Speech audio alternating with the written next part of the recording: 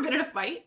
Oh, fuck, yes. Yeah. Not for a long time, like though. fisticuffs? Like Yeah. full on punch someone in the face? Oh, yeah.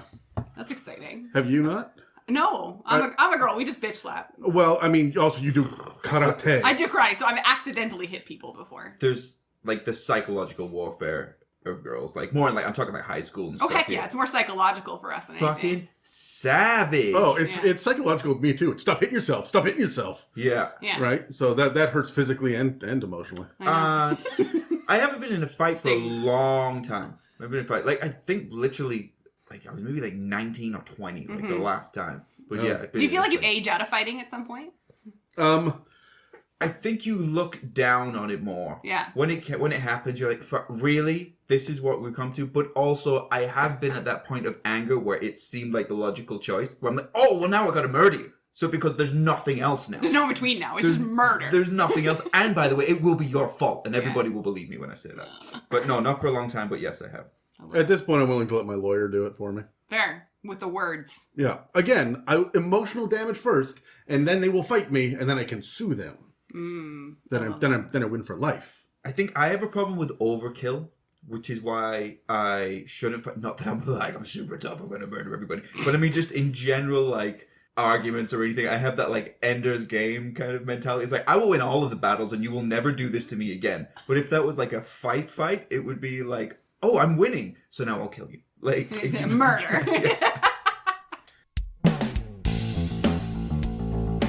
It's a Mimic, the round table Dungeons & Dragons discussion, where you never know what you're going to get. Welcome to another episode in our conversation on classes. I'm Adam, and with me today are Megan and Terry, and this episode is called Fighters, Going Brawls to the Wall. We've previously covered the Battlemaster, Champion, and Eldritch Knight in our first Fighters episode, which started off with a breakdown of the regular class features and level progression. In our second Fighter episode, we went over the Arcane Archer, Cavalier, and Samurai, as well as the sections in Xanathar's Guide to Everything, which encourage players to think about a fighter's heraldic sign, instructor, and signature style. And the last time we covered Fighters, which was only like 15 episodes ago, we went over the Echo Knight and the much maligned Purple Dragon Knight, as well as the new optional features in Tasha's Cauldron of Everything. You can find these episodes, as well as our other class episodes, on Spotify, Apple Podcasts, and dozens of other podcast apps, or you can jump over to YouTube and dig into the entire playlist on classes that we've built there. This episode of the It's a Mimic podcast returns to Tasha's Cauldron of Everything to cover the fighter subclasses listed there. The panel of Dungeon Masters here is finally going to catch up to the last fighter archetypes and explore the options of both the Rune Knight and the Psi Warrior. So, put on your tinfoil hats and make some rune for these not-so-gentle giants on the battlefield.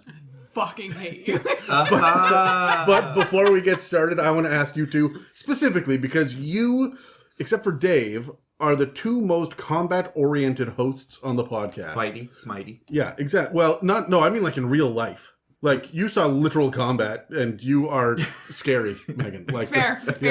No, but you have, like, martial master. training. You guys both have been, like, legitimately trained by people that know Megan what they're could doing. front kick me through the stomach, and I would never dare breathe again. Is there a fighter subclass that you'd like to see next? Are we missing something? Let's roll initiative. Sure. Which one do you want, Megan? The one that's closer to me so I can reach it. I got a 6. I got a 6 too. Roll off, Terry. Roll off. 1. I got a 6 again. Okay. All right. So, Megan? I would like to have a mental fighter that tells you to stop hitting yourself. A bully. You like a bully? Like Just to a be bully? Kind of like that, though. The idea. Well, no, I don't want to prove a bully, obviously. Like, but, I feel like there's enough psionic capabilities within other D&D like games where you can force people to do things. But again, I like the idea of just telling Like the somebody telepathic beat yourself up shit? beat yourself up, but you get to use a fighter's dice when they hit themselves. Like, they use your strength when they hit themselves, not their own, like, 1d4 for unarmed fucking bullshit damage. Like, if you actually convince someone to hit themselves, it's for keeps. Yeah. That's how I feel, anyways. That's dark. I'm a dark person. I want to see an ooze-based fighter. And that is because I want to see Dulzim from Street Fighter. I want that guy that can just stretch his limbs 15 feet away and punch the guy over there. Has, like, reach as a fighter. Yeah. That just, like... I guess maybe that's more monk, but I really like that for fighter. The ability to control your own body on the battlefield in ways that Battlemaster's controlling everybody else, Yeah. right? I just like that idea of being kind of wobbly, slippery, kind of like Mr. Fantastic kind of shit. Good right? dodge mechanics added to that Yes, as well. Yeah, yes. I like that. I want to see something more along the lines of wrestling, or even like a jiu-jitsu type thing, like something where there's pinning involved, maybe some sort of like a choke or something. So now there's a lot of rules in the game that you can kind of manipulate for this situation based on whether your arm is pinned in like an armbar or you're getting choked out or something. Or It's like giving more detailed rules to grapple that Yeah. actually cause damage exactly, and injury. Yeah. and it limits mobility and all kinds of stuff. So yeah, so something where grappling can be explored more. I like that. Do you, Megan? I You do. like grappling more? That's the thing? Maybe you would fall in love with that. Maybe if that I can cause subclass. damage from grappling, I would like it more. You should be, what was the barbarian dwarf from Sword Coast? We did a Battle Rager. With He's got the all the spikes? armor spikes, and so you grapple and do damage. I feel like there's a theme for me.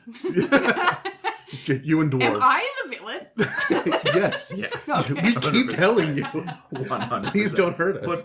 But me too. So I'm like, I'm an enabler for this stuff. Are you Slytherin as well? Me, absolutely. Yeah, okay. I knew I was sitting with two of you at the Yeah. table. God, you two and James. I can't have the three of you. It'll just be the most James as evil well. episode. Of Yeah. course he is. Yeah, he's absolutely evil. All right, so let's go over what a fighter does normally. I'm going to just run through this really quickly. We've covered this already in the first one and the third one, and it's just a good place to get a touchdown before we move on to the classes, or the subclasses rather. So first of all, with a fighter, you get the 1d10 hit points per fighter level. That means at a first level you get 10 plus your con modifier. Then everyone after that you get 1d10 plus your con modifier, and you roll randomly. And if your DM makes you take that one, that he's the cruel person. Cruel mistress. Yeah. When it comes to proficiencies, you are proficient with all armor, all weapons, and no tools, because you are not here to be proficient with tools. You are here to, it's in the name, to fight. Not even a hammer? No proficient with a hammer? I guess you're proficient with like a war hammer. You get a war pick. That's one of the weapons. War pick. Every problem's a nail, I guess. Your saving throws are strength and constitution, and your skills you get 2 between acrobatics, animal handling, athletics, history, insight, intimidation, perception, and survival. So you're fighty. That's what you do. You fight things. Yep. Animal handling is in there in case you're that kind of fighter that wants a mount. History is there for the battle master, the like general, and insight, intimidation, and survival are in there just so that you don't become entirely useless in the rest of the game. Are we fighting anything? No, we're not fighting anything. Calm Absolutely down. not. When it comes to the progression of the levels, at first level you get a fighting style. There are a whole bunch of them, and we covered them in depth in the last Fighters episode. So right near the beginning, so you can jump over and check out that one. There's also Second Wind, which is this extra little well of stamina that you get so that on your turn, you can blow a bonus action to regain hit points equal to 1d10 plus your fighter level. And then you got to finish a rest, short or long.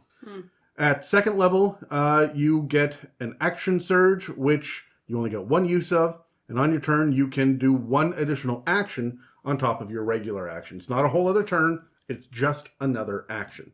At third level, you get your martial archetype, which is your subclass, and then whatever features come with it at third level.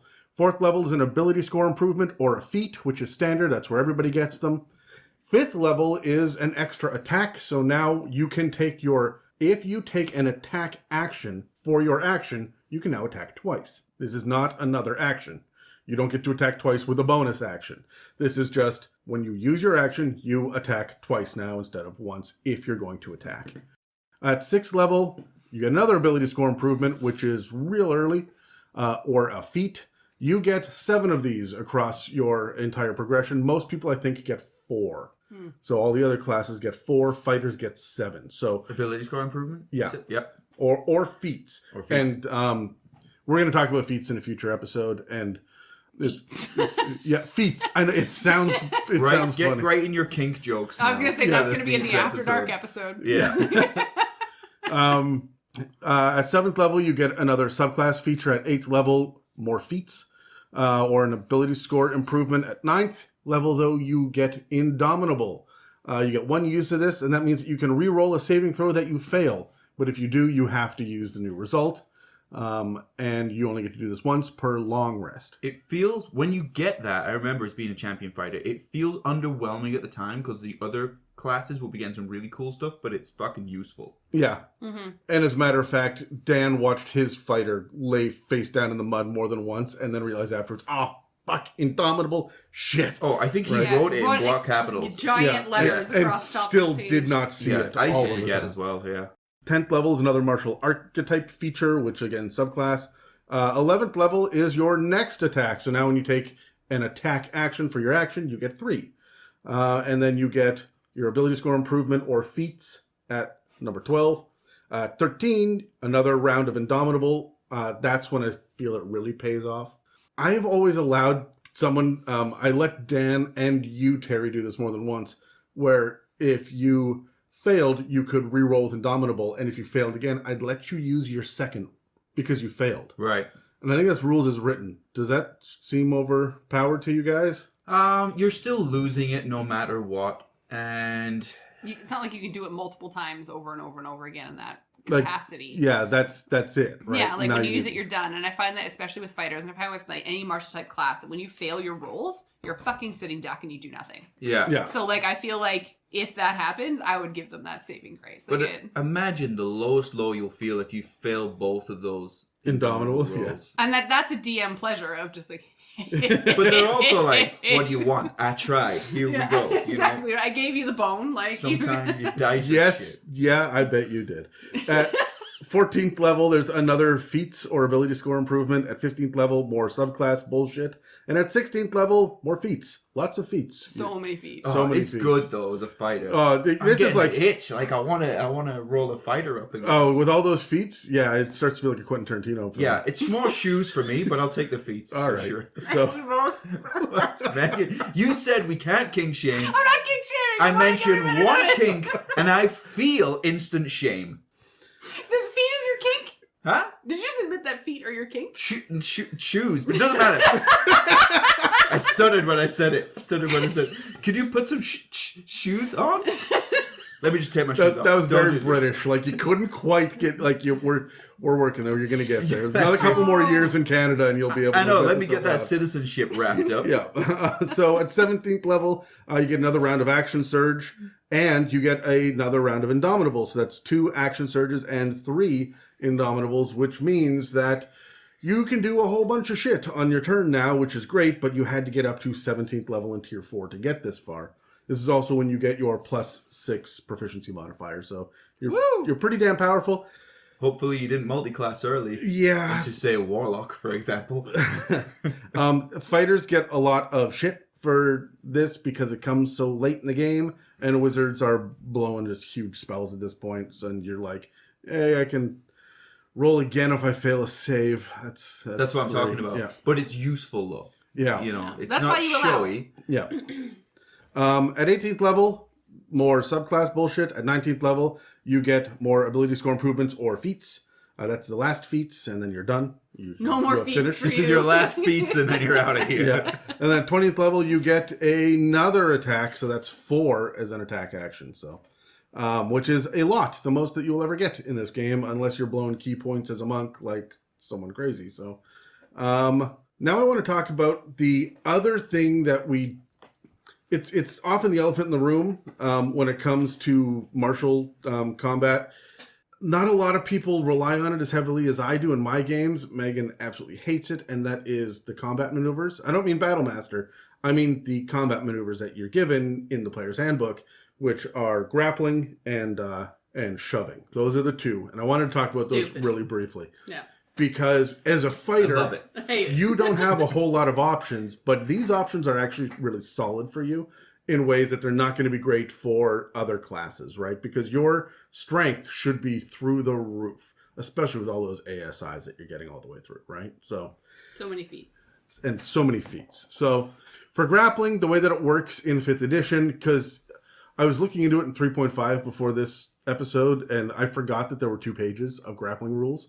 There are so many conditions. 3.5? Oh yeah, That's because if you grapple someone, they can grapple you right back. Oh, jujitsu.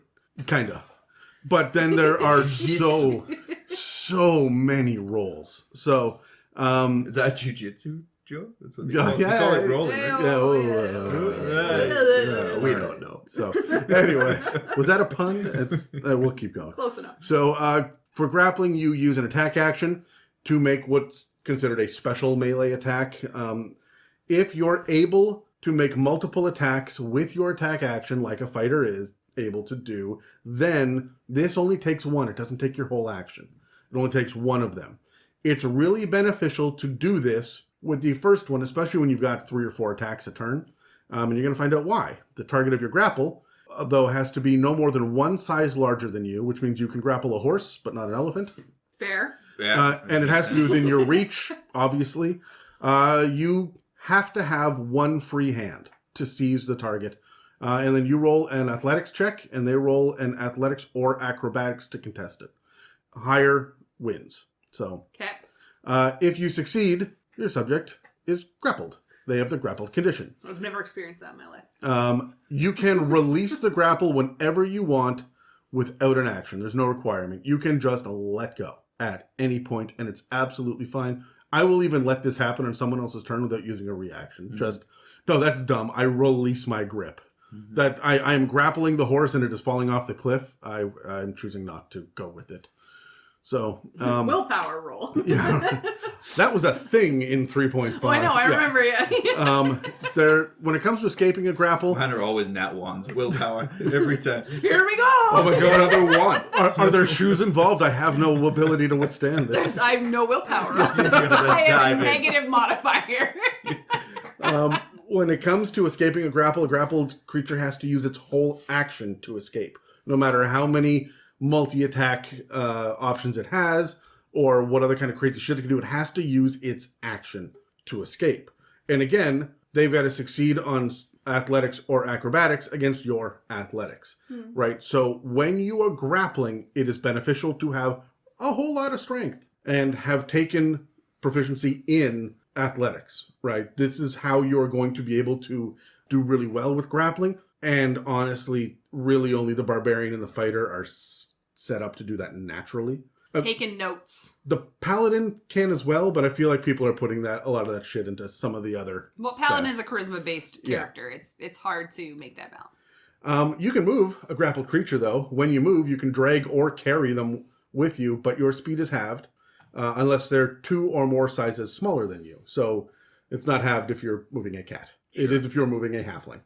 Anybody that has tried to wrestle with a 4-year-old just to get them to go to bed on time knows that you are not moving at full speed. Yeah, that's you are protecting your junk as you carry them up the stairs. And their feet are that's disadvantage. Yeah, right. When it comes to the grappled condition itself, grappled creature speed is 0, and it can't benefit from any bonuses to speed. Also, the condition can end if the grappler is incapacitated, or if there's an effect like Thunder Wave that forces a distance between the two. Otherwise, their speed is 0. And that's it. When you're grappled, you can still attack. Just because you have grappled someone doesn't mean that you have advantage on attacking them, although you'd think that it would line up that way. Right? I feel like when you're being grappled by somebody and like your arms, and you've got like a longsword and you're like, meh, like that makes sense that you kind of have, it's not as What about the great. dagger? The 3 attacks with the dagger? Pop, pop, pop. Right in there. Is that the noise it makes? Okay. Pop, pop, pop. Here's the thing. All right, here's the thing. I didn't know why when Megan laughed then, my mind went, oh, she thinks that's good. And then the other half of my brain went, no, she's laughing at you because you look fucking ridiculous. I was like, yeah, she liked that. I love that you're confused about what I'm laughing at. About everything I feel like all I've of the instilled time. a lot of fear in a lot of people, and I like that about myself. Yes, that is accurate. Yes, ma'am. Phenomenal. I like that. Fantastic. We don't king shame here, Adam. Me? Anyway, the thing about grappling is your strength, so your athletics versus acrobatics, you reduce their movement to 0 and you can drag their asses around the battlefield. Now, one of the things that I've done to great success with grappling is carry people off to a ledge and then let go. Yeah. It's my favorite. I approve. Yeah. I think at one point I was grappled and dropped into a fire. Yes, I have done that into fire. I have done that off of bridges. I have done it off of cliffs. I love it. Dragons can do that? Yeah. Yep. It's not a dragon episode. You don't have to pick them up and drop them. Stop it. The other thing that you can do, which a lot of people forget that they can do, is shove. It's the same thing. If you use the attack action, you use one of the attacks to roll a athletics versus their athletics or acrobatics, and you shove them. You can do one of two things. You can knock them back 5 feet, or you can knock them prone. Do you find it weird that it's athletics and not strength for shoving? Well, athletics is strength based, so that's why. Because if you choose to be proficient with it at the beginning of character creation, you'll get bonuses beyond simply just your strength. Fair. You also get your proficiency modifier, and then you got levels of rogue or something else. You're stacking extra proficiency modifiers on top of it. You can just be really good at shoving. Yeah, I guess you're not like acrobatic when you're shoving somebody. Yeah. Doing it with grace. Just meh. Although in theory, I'm pretty sure that Jackie Chan could shove me across the room without using too much of his upper body strength. Oh, 100%. It would be like that jacket wrap of your forearms and just throw you over a cliff. 100%. That was very specific. And, So remember what we're talking about. Remember, when you push somebody, when you shove them and you push them 5 feet away, that does not incur opportunity attacks because they only occur when the creature is moving of their own volition. Willingly, yeah. Okay, so when you're prone, you have no other option except to crawl unless you stand up, which takes half your movement. The other thing about it is creatures have disadvantage on attack rolls against the prone creature unless you're within 5 feet. Then you have advantage. So melee attacks are with advantage. Range attacks are with disadvantage when they go down. So knocking somebody down will then really benefit the rogue that's standing on the other side of them. So sometimes shoving can be very, very beneficial. And again, shoving somebody off of a cliff is fantastic. Although I'm not sure why you would do that unless you're out of your movement. I would rather grapple, carry, and let go. Sure, yeah. Glad that you would rather grapple, Terry. Yeah, I said grapple, carry, and let go. Who's Carrie? Yeah. Who's Carrie? Yeah. I don't know. I have a couple of questions, so let's grab our dice. Yes! Right. Do you want white or black? Name my sextet. Come on. Okay. 16. I got a natural 20, so I will be answering my own questions. As is tradition. Yes. And the first question is, how do you feel about grappling in 5th edition? Oh, God. I really think that it got neutered compared to previous editions. In previous editions, it was complicated. It was intense, and it was a thing that you always had to worry about. If the DM was going to go grapple you with an NPC, you were in fucking trouble. You are praying your dice are going to work in your favor. And also, grappling really helped. It didn't feel like a waste of a turn. Right. So I like that it's not taking up your entire attack, although this doesn't feel good for rogues or fighty bards or fighty warlocks even, who still just have that one attack. Right? And they have to use that to grapple, and that's it. And they're not even stopping the other person from doing anything except moving. Mm-hmm. It's weird that grapple just ties up their ankles. It just I feel like it should do more than that. It feels cheap, but it also feels very streamlined and simple compared to previous editions as well. I kind of like it, and I use it.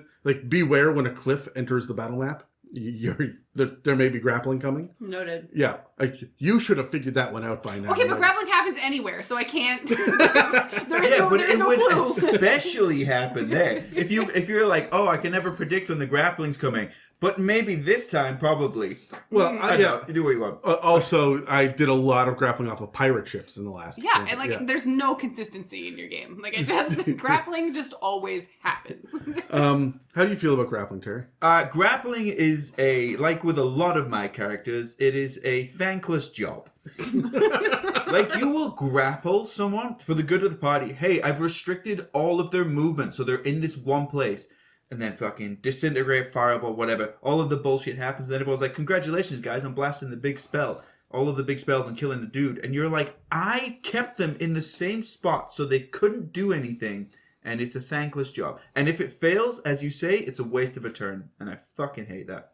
It's not a waste of a whole action, even, but it feels like a waste. It right? feels you don't get the reward that you wanted to get, and I think it's because it's not always obvious what you're trying to do. Mm-hmm. I think it only really works in a PC's favor if you are playing at a smaller table.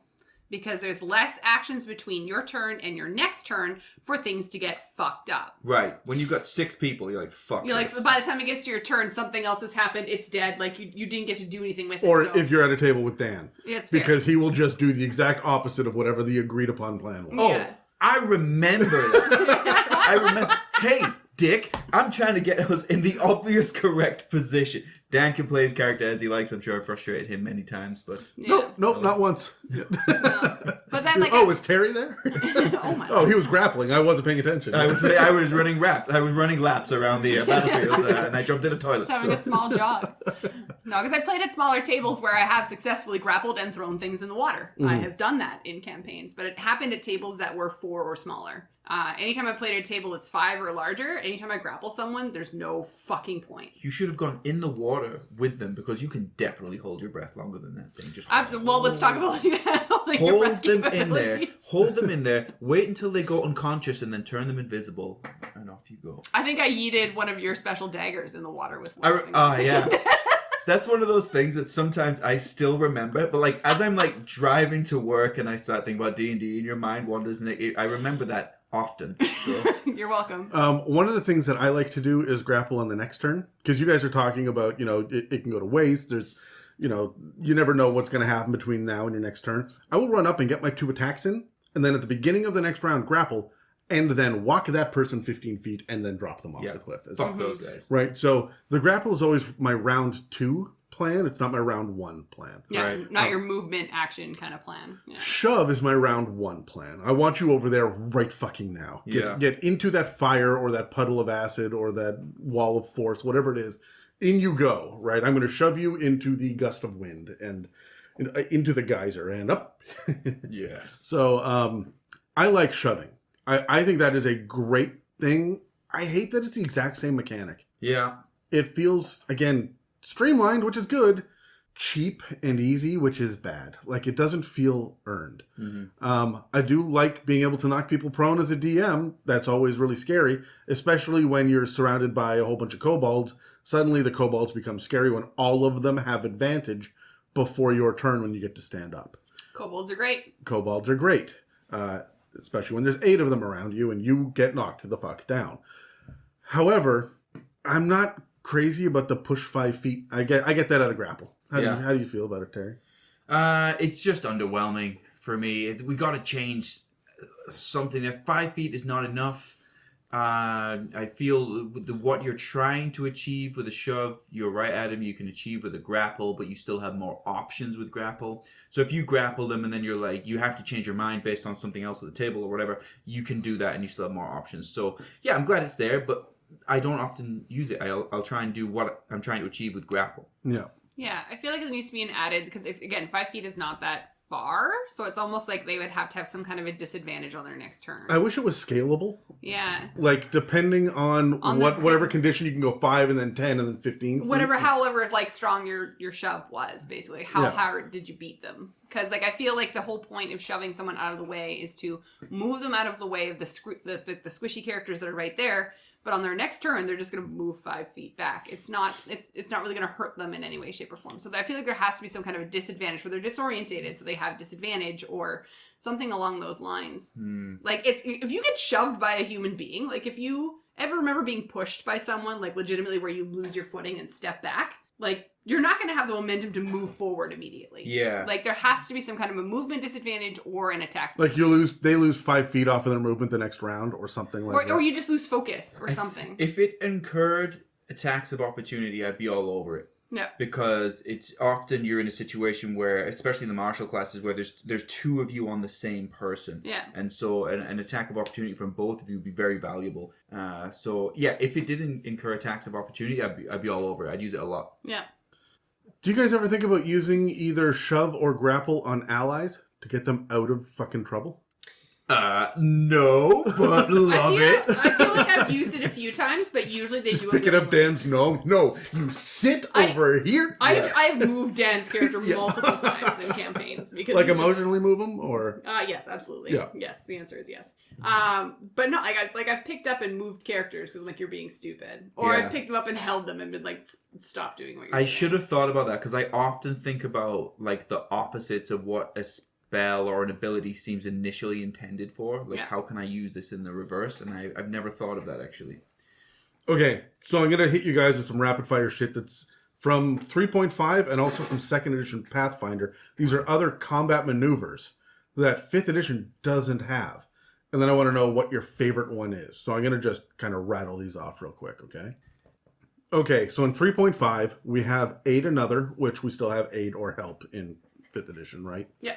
You have Charge, which gives you -2 to your AC and +2 to hit, and then +2 to Bull Rush. Bull Rush, of course, is when you push with the charge. So you have to move a minimum amount of feet ahead of time, and then you push that person out of the way. And anyone can do that, or just fighters? Anyone.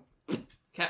You have the ability to disarm. So it's a contested roll, right? Which would be something along the lines of strength versus sleight of hand, for example, right? To be able to knock whatever they're holding out of their hand.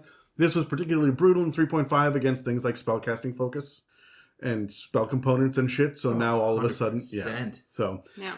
there's feint, which is not fainting like passing out. It's FEINT, like you are faking a movement, Okay. Right. which hurts their AC on the next attack. So you will have a bonus to get them the next attack by you.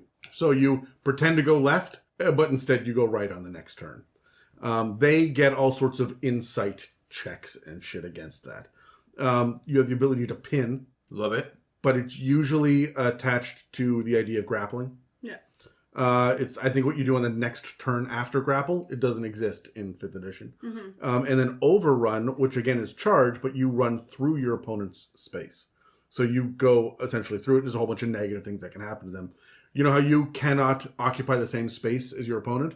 This one lets you, and it fucks them up. So you either do damage or knock them over or push them away. I'm in. I'm just imagining the social anxiety person be like, "You're in my bubble." Yeah. I need you No to touching, be- no touching, no touching, no no touching. no Yeah. touching. In I love touching people. I wish yeah, it would, I like- know, Terry. Physical touch It's is your awkward. love language. Is that what you're saying? Oh, I will try and break the touch barrier with someone. Hey man, don't worry about like that. And then I'm like, okay, now we've touched you. We're a bit closer. It's okay. But otherwise, before that, it's a lot of this, and I don't like that. I like to. I remember the first time that Dan hugged you, and you did that like freeze moment. It was unexpected. I didn't expect, but what Dan doesn't realize, and I've said it to Dan before, he could essentially be Thor if he applied himself.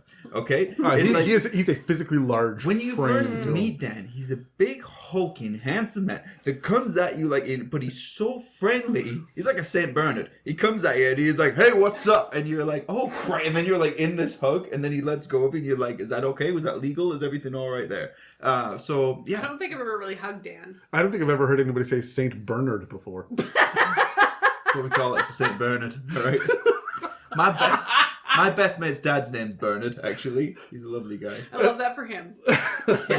in Pathfinder 2nd edition, feint is replaced with the idea of dirty trick, which means you get to throw sand in their eyes or something else. It essentially amounts to the same thing. Yeah. Okay. But instead of just psyching them out with your movements, you're actually doing something like Pocket sand. pocket sand or jersey over the head, something like that. 100%. That should be a thing.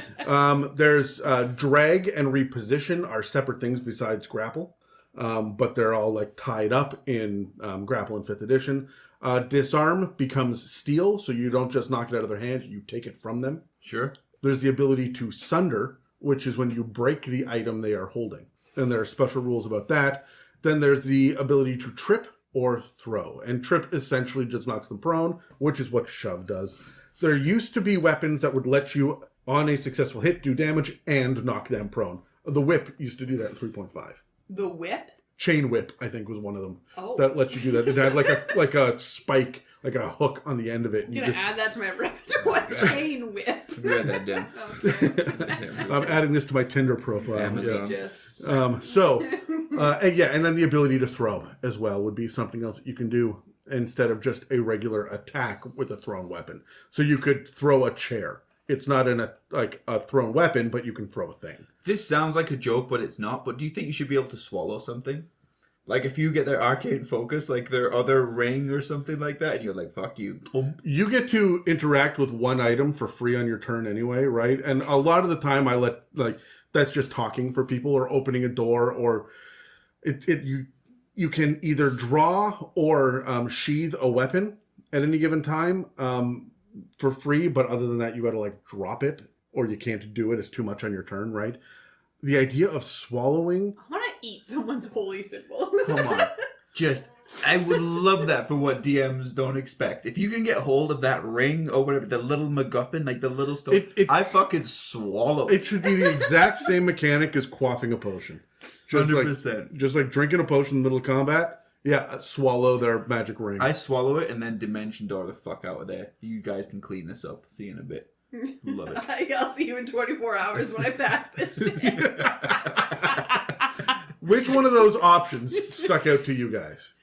I like the stealing. Do you know what? I don't have a favorite because I like them all because I want to be... the dirty trick. The dirty trick, because that's my type of thing. I'm so judo, you push, I pull. If you grab hold of me, I hope you packed a lunch. We're going to be here all day, and it's your fault. And I can't wait to throw sand in your face. This is the best Tinder profile. I'm going to steal your stuff. I'm going to fucking swallow it. I'm going to take notes for my Tinder profile. There should be. If you grab hold of me, we're going to be here all fucking day because this is a dirty trick. Dirty trick should be very creative. Like, if you know they're going to run away, and my dirty trick would be like, I'm just going to piss on them. They're going to grab me, I'm going to urinate. And then later on, I can imagine running through the tavern and be like, did the guy that stinks of piss come running through here? Hey, way over there.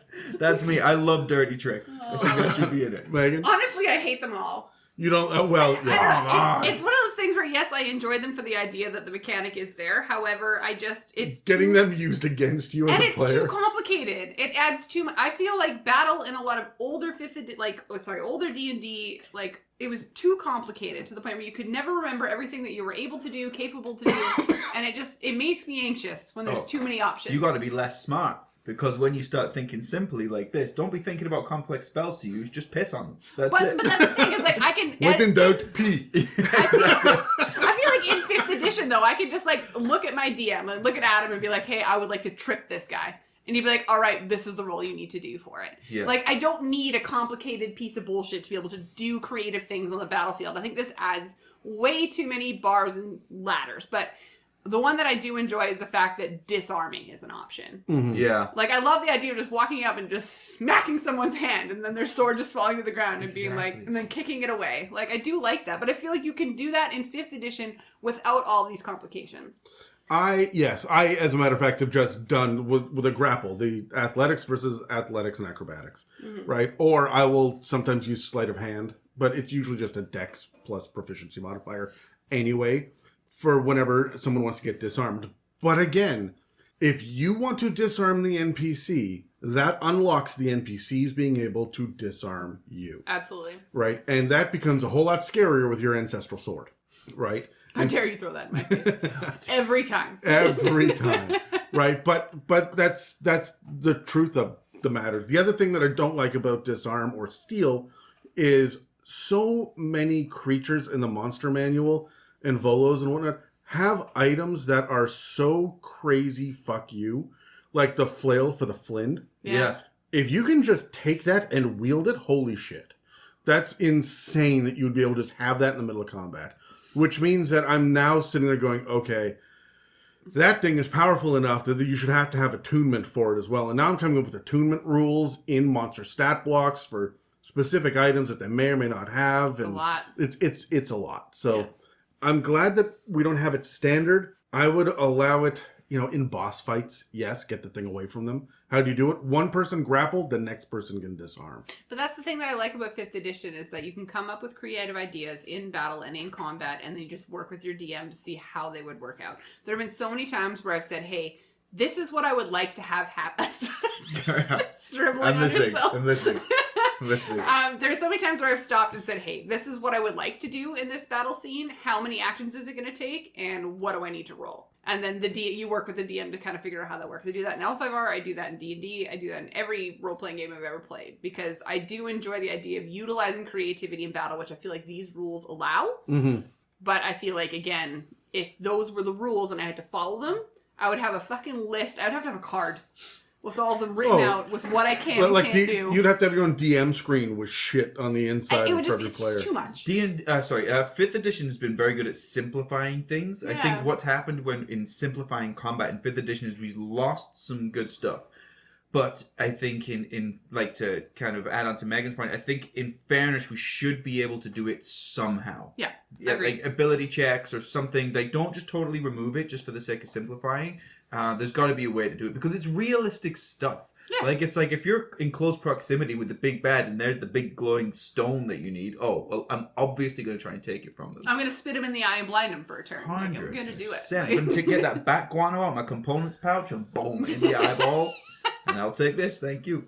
I would almost have, if I was going to redesign the fighter, I would have, like, every third level you get a tactical maneuver where you get one of these things. It's like a trip or... So now you can unlock these things, and only fighters get them, and monks get them half as often, right? Like, Yeah. Ooh, yeah. So this would let fighters feel more unique, and that's powerful, but it's not game breaking by any means. Yeah. Right. And do more than just, like, hit and miss. Yeah. Like, there's nothing worse than being a fighter than missing every fucking attack you do. Hell. Oh man, I'm playing with a level 3 rogue at the table right now, and I rolled a hit and a miss, and that's my turn. That's my monk right now. Yeah, and that's also the cleric. That's why I throw things as a monk, because I can't hit. That was the problem with my rogue, where we were laughing about Dan earlier, was because I was relying on that advantage for the sneak attack, and so I had to be in a certain position all the time, and that you're relying on that so much. But he was a battle master at the time, so he's like, and you go over here, and you do that over there. Yeah, and he fucked off, jumped to the toilet or whatever, because he was the martial class, so he was up front with me. I was relying on trying to get in a certain position with him. So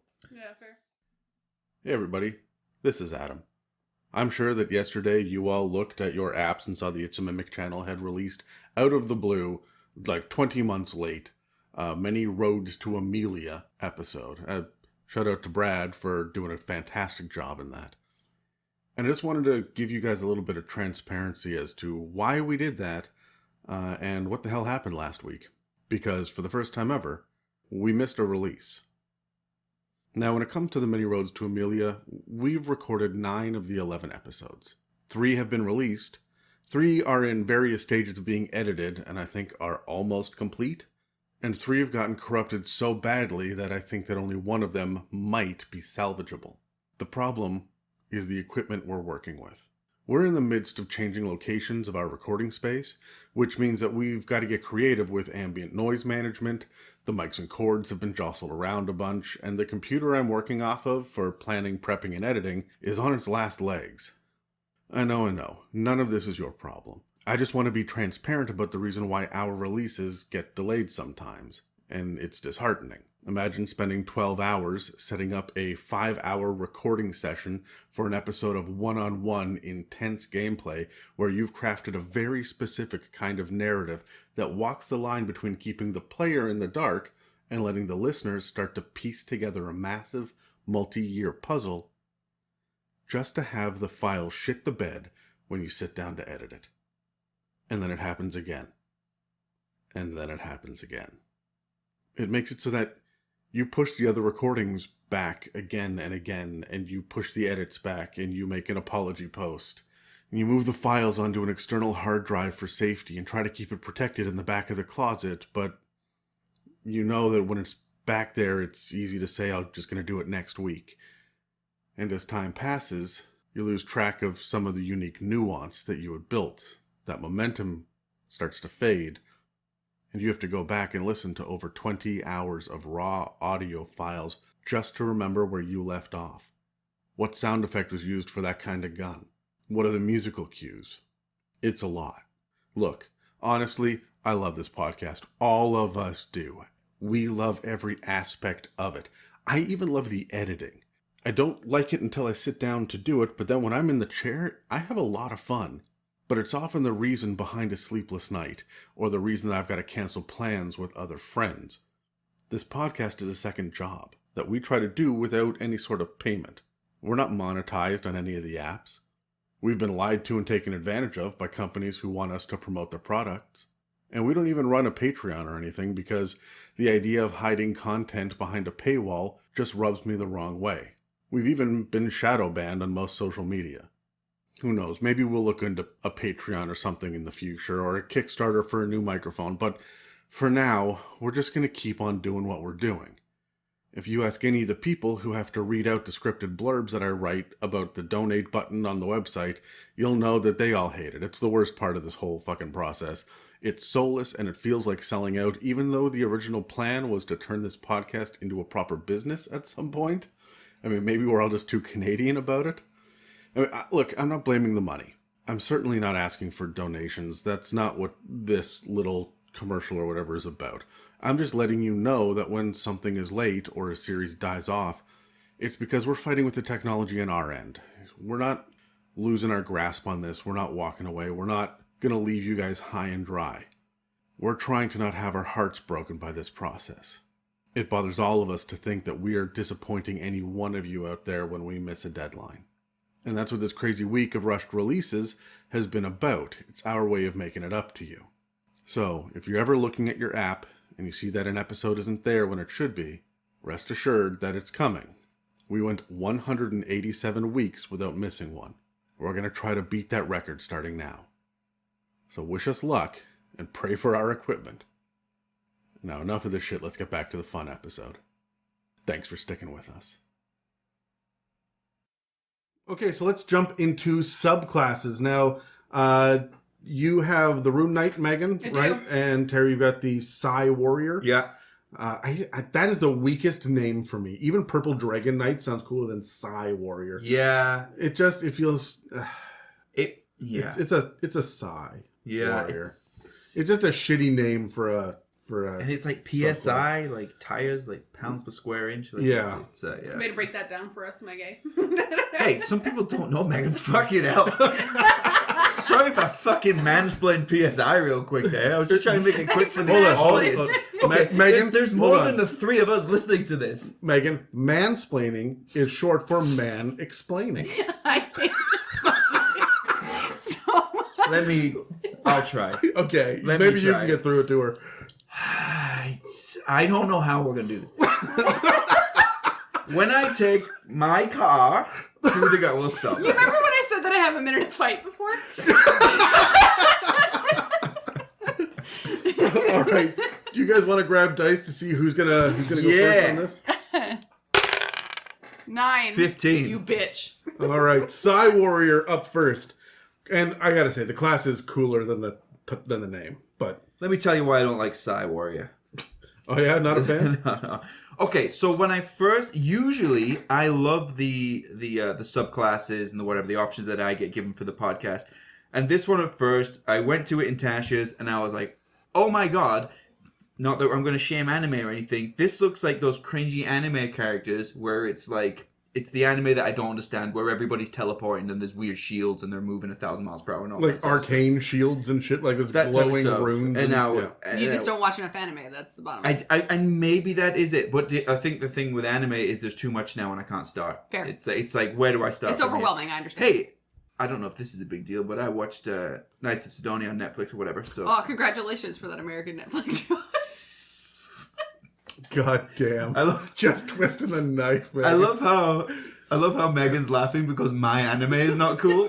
Yeah. Like what a fucking loser Terry is for watching the wrong anime. No, I accept your anime. Thank you for making an effort. I'm sorry, did you make that effort for me? Just for all of you. All of you people. Did you like it? All of you hand wave you people. But did you enjoy it? It's alright, yeah. Okay, there you go. There's a lot of sounds I don't get. A lot of that stuff. Yeah, absolutely. A lot of sighs. So I was worried about that at first, but it doesn't seem too bad. Okay, so let's take a look. Let's do the quote from Tasha first. The quotation from Tasha. To quote Tasha, brains over brawn, mind over matter. These canny warriors rightly answer, why not both? Makes you think. Use your brain mind. Sure. Okay, so a Psi Warrior essentially is a fighter that is able to augment its physical might with with what's called psi-infused weapons, weapon strikes, and it'll have like telekinetic abilities and like barriers of mental force, and it's not like telepathic; it's a lot of like telekinetic based stuff. Yeah, it's psionic. Psionic, exactly. So it's popular with many Githyanki would train to become this kind of warrior, as do a lot of disciplined high elves. If you enjoy the world of Eberron, you will find that many young Kalishtar dream of becoming Psi Warriors as well. And as a Psi Warrior, you may have honed your psionic abilities through like solo discipline, maybe you got tutelage from like a master, maybe you went to some sort of academy. It's quite open as to how you might have gained these abilities, even though they seem like very specific abilities. Most people actually get it just from having enough experience points. Anyways, continue. Okay, here's the thing, right? Adam. I like to throw this bullshit out to other people, but when it's my turn to present my thing, I have to, for the people at home, I have to concentrate fully on my notes and say my words properly and all that sort of stuff. And when people throw things out from left field, I'll just stare at you. Like, I'll go, not now. It's my favorite response. No, we only do this when you're talking. I love that the look on your face is just, let me know when you're finished. And I will continue from my notes. I'll Thank just you. wait. I'll wait and try not to look stupid. Okay, so how does it work for a Psi Warrior? How does the psionic ability work? I don't know. Tell us, Terry. I'm getting to it, Adam. A Psi Warrior within them essentially has like a well of psionic energy. We represent this with D6 dice that will increase in size as you level up, and these are equal to twice your proficiency bonus, and they fuel the various psionic abilities that this type of character will have. Some of these psionic powers will expend these psionic energy die as they use them, but you do regain all expended psionic energy dice when you finish a long rest. However, in addition, as a bonus action, you can regain one of these expended psionic energy die, but you can't do this again until you finish either a short rest or a long rest. When you reach certain levels, as I mentioned earlier, the size of these energy dice will increase. So 5th level, it'll turn into a D8. 11th level, it'll turn into a D10. And 17th level, it will turn into a D12. So it gets pretty powerful. That is at the beginning of each tier. Essentially, yeah. Okay, so my initial thoughts were, I'm getting to my notes, Megan. Fucking hell. What's wrong with what I'm doing? Now that I'm hyper aware of the fact that you have this struggle, it's just fun to watch. I'm sorry. Wow. 2022, and somebody says, now that I'm hyper aware that you have a struggle, it's just funny to watch. Remember how she said earlier that people just assume she's mean and she doesn't know why? Okay, she didn't know what PSI meant, and now all of a sudden... Am I the drama? As I mentioned earlier, because I thought it seemed very cringy anime, not that all anime is cringy, but some anime is a little bit cringy, I, for myself, would be looking to deliberately move in the opposite direction of wherever I saw these sort of parallels, for a little bit of inspiration from me. Okay, when it comes to the party roll, in combat, I see this as like almost, and I'll get to the abilities in just a second. No, let me stop. Megan, you throw me off. Okay.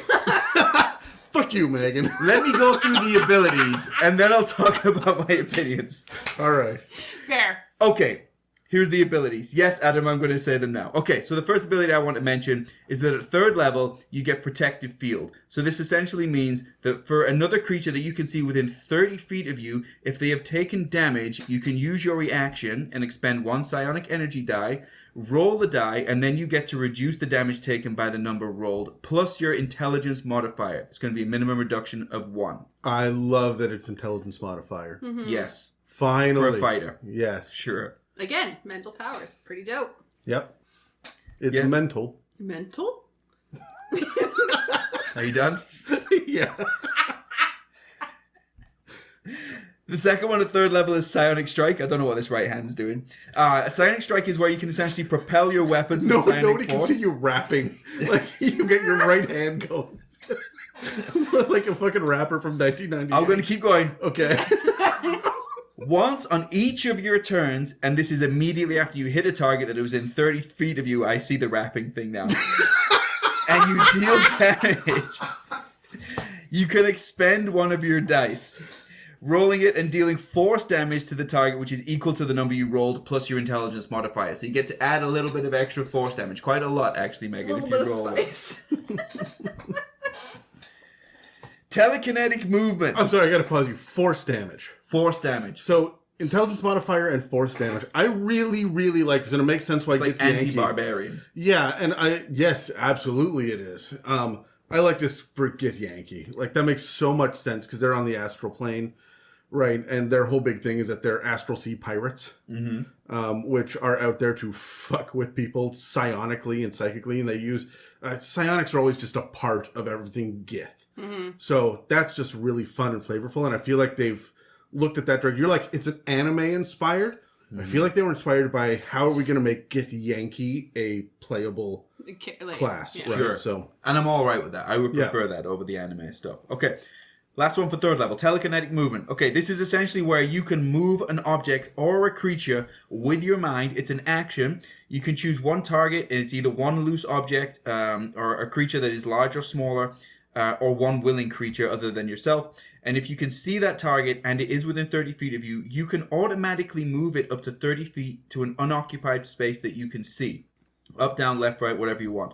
Alternatively, if it's a tiny object, you can move it to or from your hand. Excuse me, Megan. Sir? Are you okay? Either way, you can move it in all directions. Quick opinions on that one, because it's automatic. There's no save or anything for them. It's just boom, off the cliff, over there. yeah, that's insane. That is absolutely bullshit. But I now have to add one additional creature for every round I feel like combat is going to last. Just so that we can have a combat. Because they're just going to eat it out of existence. Absolutely. Yeah. The Knoll walks up to you snarling and shit. You're just like, nope, off you go. At level 3? Yeah. Fuck off. Yeah, that's changes too a lot. much. It changes a lot, right? Okay, 7th level, we get Telekinetic Adept, okay? So the two abilities here are the Psi-Powered Leap. This is essentially, as a bonus action, you get to propel your body with your mind, so you can fly equal to your equal to twice your walking speed until the end of your current turn. Once you take this bonus action, you can't do it again until you finish a short or a long rest, unless you expend that psionic energy die to take it again. This says nothing about direction change, because psionic leap you think in a single direction. Nope, you can change direction midair, do whatever you want, but you can move up to twice your walking speed. And then move yourself an extra 30 feet with your crazy third level ship. Because this is not movement, this is an ability, this is an action, right, to do this. So yeah, that's correct. So you can move, then do this, and then just go another 30 feet. Yeah. What action did you have to use for that telekinetic It's shit? a bonus action. No, at third level. The third level one that lets you just yeet someone off a cliff. That's an action. Okay. But this one is a bonus action. So you can still attack afterwards as a fighter once you've flown twice your movement speed and then charge. So you move 90 feet and that then is you the noise I stab would them make, twice. yes. Wee. This is a 7th level, all of this. You have to have a cape as a character in this one, for sure. Pretty much. Yeah. Telekinetic thrust, how about this? So when you do get to telekinetic thrust. That's what I thought you We're said. thrusting. Okay, We're thrusting go on. telekinetically. From a distance. I don't know why I made that sound. I'm so sorry, Megan. What? Apologize to your Because girlfriend. I felt like fuck. I felt like you wouldn't bother Adam. That I mean that he would just carry on. I'm a little aroused, frankly. But when I did, for those of you at home, I did like a hand motion which signaled thrusting, but I did it in the direction of Megan as I did it. And so that's why I apologize. Thank you for your apology. Telekinetic thrust. So when you deal damage to a target with your psionic strike, you can force the target to make a strength saving throw. The DC is equal to 8 plus your proficiency bonus plus your intelligence modifier. If they fail the save, you can knock the target prone, or you can move them up to 10 feet in any direction horizontally. This is like a better shove, essentially. Okay. Hold on, I gotta pause you. Because I looked it up, and we're going back for a second. That telekinetic movement at third level, that lets you move an object or a creature with your mind, it specifically says one loose object that is larger, smaller, or one willing creature. An unwilling creature cannot be moved. Oh, so you're just yeeting your party members. Yeah, it says any object or creature, Right. but then it like in the next sentence down, it kind of defines that a little bit better. So you cannot just like send the Knoll flying off the cliff unless the Knoll is in your party. Unless you like And look down, you're he's like, like, do it. Now, hey, what do we you take want to go as for a ride? And a loose object, so obviously nothing that they're holding. You wouldn't Or say wearing, right? Or wearing. Okay, sure. All right, yeah, that's not as bad then. But you can pick up a rock and throw it in their face. Like, Yeah, I mean, if it's a large enough object, you could send a table right? Fair enough. I guess. Fair enough. What would that would be a D6, I guess. No, it'd be Times a like an wall. unarmed strike. No, I would rule that it's the same as falling damage, right? So it would be 1d6 for every 10 feet the thing moves. Because of the momentum.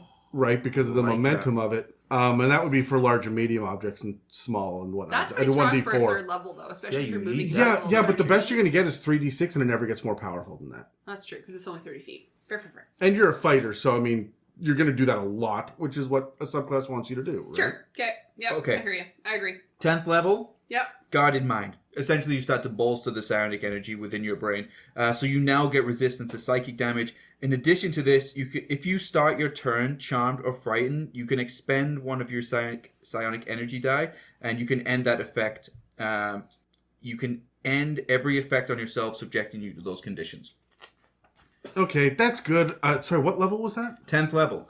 That's all right. That's when the psychic shit starts to come, out of the woodwork at you. That's when all the aberrations are starting to go a little bit nuts. So that's a good level to get that. I'm glad it's not 14th. Okay, Bulwark of Force. This is 15th level. So this is where you can start to shield yourself and others with telekinetic force. This is a bonus action. You can choose creatures. These can include you that you can see up to 30 feet of you. And this is up to a number of creatures equal to your intelligence modifier. It needs to be a minimum of 1. Each of the chosen creatures is protected by half cover for 1 minute or until you're incapacitated.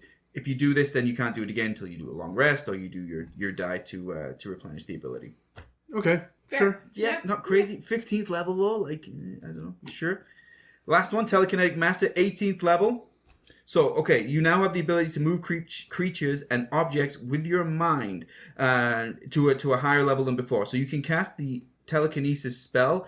This requires no components, and your spellcasting ability for the spell is intelligence. On each of your turns, while you concentrate on the spell, including the turn when you cast it, you can make one attack with a weapon as a bonus action. And again, it's going to be a long rest or psionic energy die before you can cast it again. So it's essentially the telekinesis spell for cheap and easy, and you get to do an attack. Yep. That's pretty good. At what level? It's 18th, though. That's... Depends when you're getting it, right? 18th level, it's like... I don't think that I'm dipping further than 10th level into this. Mm-hmm. I was gonna say, like, a lot of the times when you do a fighter, you don't necessarily make it to 18th level, usually. I don't think I'd be after this Bulwark of Force either, right? Like, that felt a little weak for, what was that, 15th level? Right. So when it comes to, like, the party role, for combat, it's not quite a support role as, like, a bard would be. It's more like you're, like, the goal assist.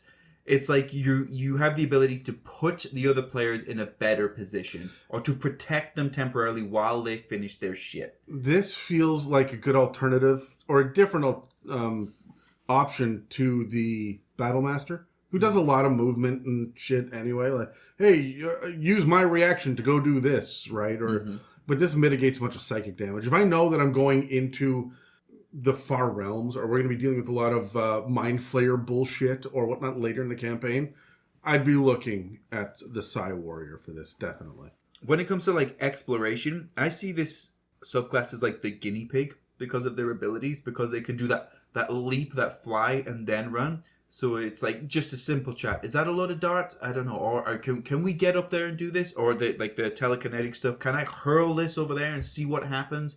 You're kind of like the guinea pig. Yeah, let me see if there's a force field there. Picks up item. Yeah, is there lasers? Let me tell you. Poof. Yes, there's lasers. There's lasers. Absolutely, there's lasers. Okay, so that's where we are. Who's rolling these die? All of us? All of us. All of us. I'm doing red this time. Okay. Adam, I'll let you ask. 15. So I'm going first, and Meg, Terry, you rolled a 1. 1 again. I Right. don't know what to tell you guys. Great All for right. you. Yeah, it's coming last. So, I mean, the question we always ask is, what stats or race or background clearly synergizes well with this build? Clearly the Gith Yankee. And you can play as Gith in 5th edition, so that really works well. And obviously intelligence. That makes sense to me. I could make a strong argument for a lot of them. Kalishtar is another obvious one. You said that earlier. I'm going to look to Videlkin as well. Holy shit. I'm saying a lot of weird words right now. Yeah. Which is from Ravnica or Vedelkin, I didn't know guess. what it was, but I wanted everybody at home to wow. think I did. Shit, really? Videlkin? Shit, Wow. oh, right. Okay, yeah. So I think it's actually Vedelkin. I've never heard it said out loud. It's from Ravnica. They are blue-skinned. They look essentially human. but they're big into magic and they're all about intelligence modifier and they're like natural wizards. So that would really fit this as well because they're going to get that intelligence boost. And elves, classic. Clearly, like High elf, yeah. Yeah. Am I missing anything? Who's next? Megan. I was gonna say drows. So like I feel like this is a good. Oh yeah. Like from sure. the Underdark, That works. like you're kind of going insane from being underground. You're in the dark all the time. Like it's just like it feels like a very underworld kind of feel to me. I feel like that would fit in with the anime stuff as well. Abso-fucking-lutely. Glowing eyes, whole 9 yards. Yeah. Yeah. Again, drow I feel like is a good fit for this. Terry? Well, I'm not going to beat Drow. I was going to say high elf, but I agree with Githyanki 100%. I mean, you can't disagree with that. But I would not be able to play a Githyanki as easily. But I feel like I can pull a high elf off. Could you now? You gonna pull off a high elf? I'll pull a high elf off. Yeah. Who doesn't? Who can't? I know, right? It's like in the end, it's like they're all beautiful. High elf. We lost Terry there for a second. Fair He just enough, stared off. fair Yeah, enough. Jesus. Because high elf because it's easy. Do you guys have another like multi-class option? Like, what other subclass would you put this with? Like I have backgrounds. Well, do you have what's your background? Okay, if I wanted a difficult character to play, I would go with like Haunted One. I researched Haunted One. That Yeah, seemed I like it the might Haunted fit. One. Yeah. If you want to make it a little bit easier, just do it as like folk hero and just make it kind of work. Then if you want to go really easy, just go like knight. I And just then wanted it's to go with like Yeah. scholar. I thought would be really cool, like having a very specific study because you're a person of intelligence, right? I just feel like you have a psychology study or something like that. Like you're just a professor, it's just constantly like pushing your glasses up, you know? Sure. Like that'd be dope. I think Far Traveler makes sense as Yeah.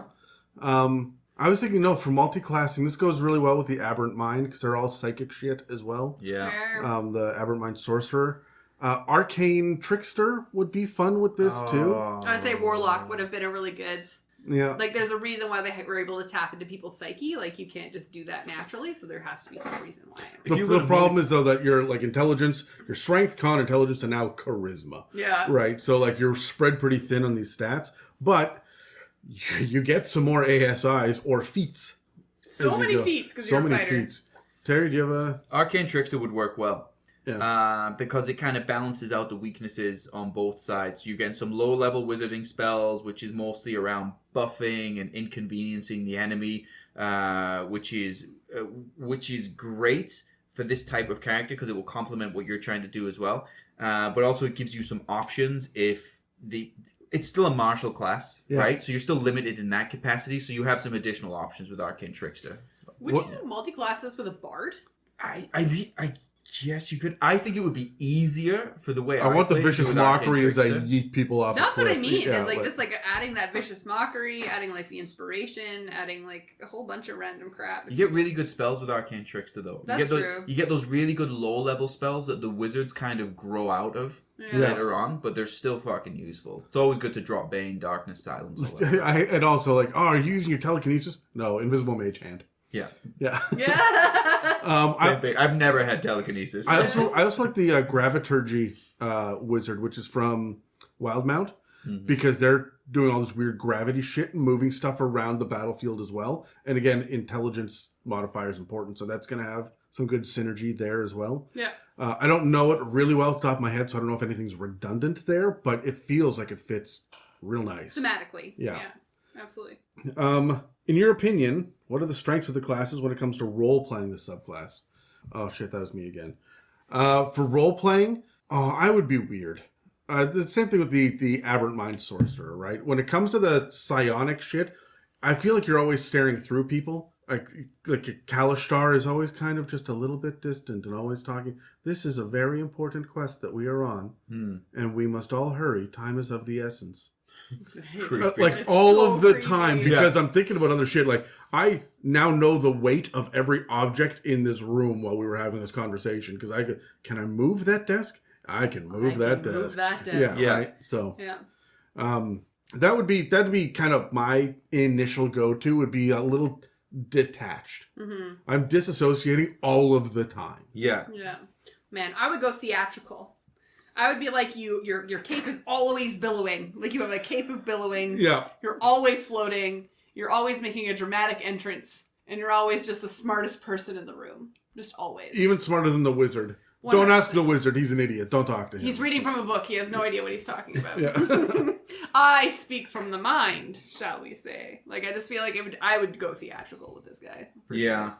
I feel like, okay, both of those answers are good. So now I'm thinking on the spot, so I don't go with the same thing. I would go with maybe, yes, the thinks you're smarter thing, but would maybe talk down to people in a way of, like, if the barbarian's like, we could just, let's just hurl a boulder at it, and you're like, well, we could, technically, yes, we could hurl the boulder. However, wouldn't it be good if one of us could just in that sense, as though everybody's like regular abilities they're no, I don't think they're bad. I think they're charming. Anything you can do, I can do better. Yeah. Mm-hmm. Billowing. Are there any potential oversights or mechanical imbalances with this? I mean, you're moving a lot of stuff, right? And there's no raw rules about flinging tables at enemies, right? Which I want. That should be included somewhere. Seems obvious. Yeah, that maybe just 1d4, or maybe it scales, like you hurl it with more force as your proficiency modifier or your tiers go up, or something just to be relevant still. At some point, though, you're not going to be hurling stuff. It takes your action to do that.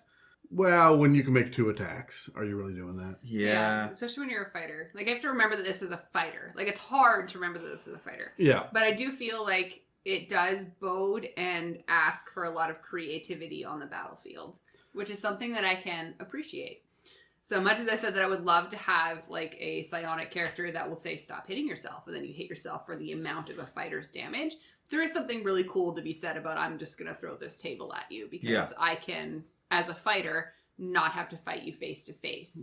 So, yeah. For potential oversights, for me, I think this creates a real difficulty for the DM, in that now you have an early leveled character that can do these telekinetic abilities. They can essentially fly. They have all kinds of different ways of overcoming the challenges that you would put in front of them. So you have this difficult position of, do I increase the difficulty of these challenges for this person that has these extra abilities, but if I do that, that essentially disables everybody else. They're going to be useless if I'm making things so hard that you can't just hurl your body to it, or you can't just use telekinetic abilities to overcome this challenge. This is always a DM balance issue. Yeah. Right? When you start to run up against... I mean, level 5 is the problem. The moment Fireball comes on the table, what do? You have to have multiple enemies with huge pools of hit points. Yeah. But that's going to fucking destroy the Warlock. Yeah. Right? So...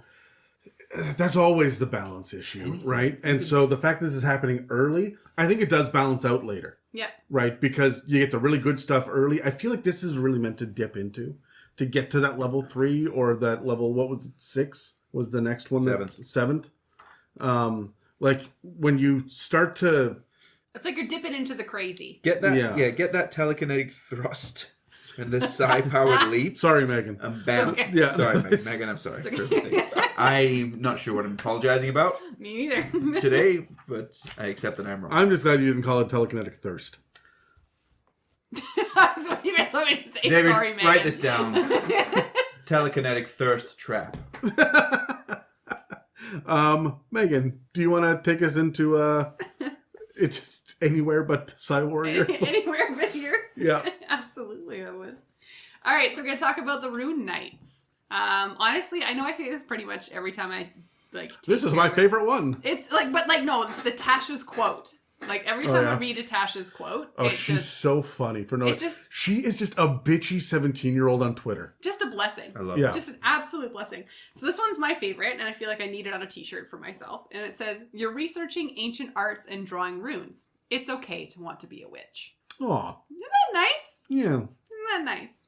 You think there's a little warlock worship going on here? A little bit, maybe. So, Rune Knights, they draw their power from runes. How weird. Whoa. Okay, stop and back up. I know, right? Crazy. Which, weirdly enough, though, I did learn that in 5th edition it is derived from giants. Yes. So the use and practice of cutting runes can be found in all families of giants, and is actually traditional amongst the folks to learn only from giants. Like, it's supposed to be that you learn it from them. Yeah, even dwarves have, like, runic magic and stuff, but they use the same, or close to the same alphabet as giants. Yeah. and gnomes are the same way. There's all like scrawling onto stone pillars or even small like clockwork. It's all runes, and it all goes back to giant giants. language. Yeah. Wow. Yeah. So basically, as a rune knight, you probably would have taken the time to learn the magical properties of these runes, and you use them to imbue your weapons or your items or whatever you have you on your person with magics, basically. So to get into some of their abilities at level 3, which is you basically become proficient in smith's tools and you learn everything about giants. So their language, their writing, their speaking, X, Y, Z, you know everything about giants, which to me makes sense. If you're if you know how to use magical rune magic from giants, I feel like you have to know the language. Yeah. What kind of giant is this? No idea. No idea. I'm just drawing. Never seen that It's before. fine. Yeah, and I like the idea that they added the smith's tool in. I thought that was a very creative way of saying, like, yes, I carve runes. Yeah, that would be an oversight if they did. How did you get the runes in there? I had just a great toothpick. Yeah, I chewed it into the side of it. Yeah. So basically it goes without saying that your character carves runes to imbue weapons with magic and grant yourself special abilities. So the number of runes that you can carve is very specific to the character level, and some runes have a level requirement. And then these runes can be recarved after a long rest.